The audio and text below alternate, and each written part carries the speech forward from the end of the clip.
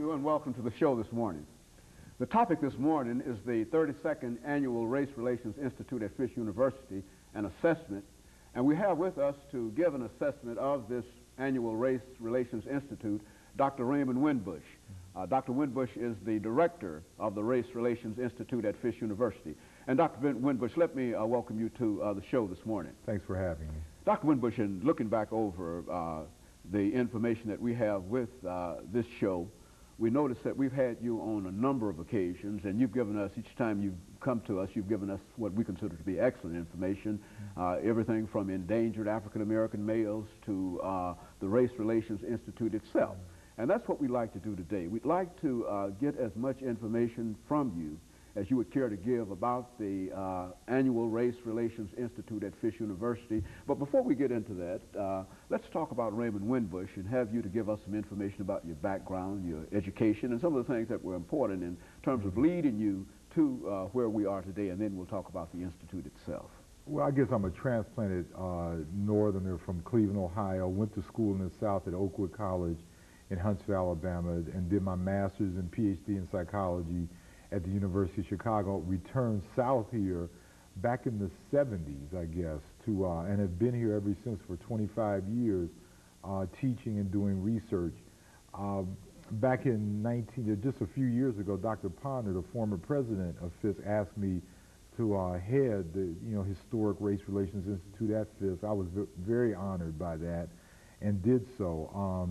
I might add, that actually the institutes are not annual. They occur periodically, and we've had two in a row, obviously. Back in the 1940s, they had like 6 of them between 44 and 50. So we're proud that they're back online again. We plan on keeping it as an institution at Fisk University. Dr. Winbush, the last time you were with us, you talked about the upcoming Race Relations Institute and the Kellogg Foundation grant, and quite a bit of information that was very, very informative and important in terms of giving us an opportunity to see the Institute in operation as it was conducted.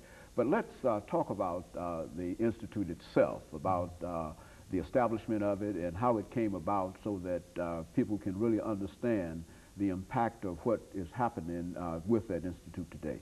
Well, it's ironic, we're taping this on the birthday of the founder, Charles S. Johnson. Had he lived today, he would have been, I guess, 101 years old.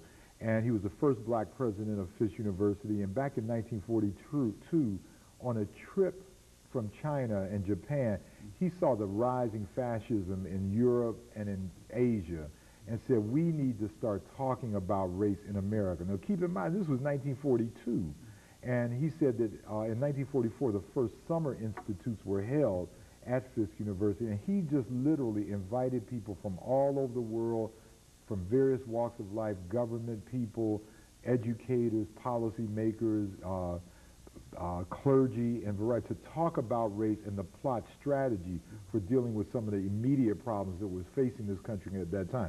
The two things that he really had as initial goals was to desegregate the armed forces of the United States and to desegregate the public school systems of the United States. And of course, both of these became reality. They did. We have been able to discover in the archives, people like Thurgood Marshall came to the Institute, met up with Kenneth Clark, Martin Luther King was there, Hubert Humphrey was there. I mean, it was like a who's who. And they met and networked and plotted strategy for how the desegregation of schools were occurring. Ironically, this is the 50th anniversary of the desegregation of the armed forces, something that we now take for granted. But in Dr. Johnson's days, in the early days of the Institute, the military forces of the United States were totally separated. As was segregation in education.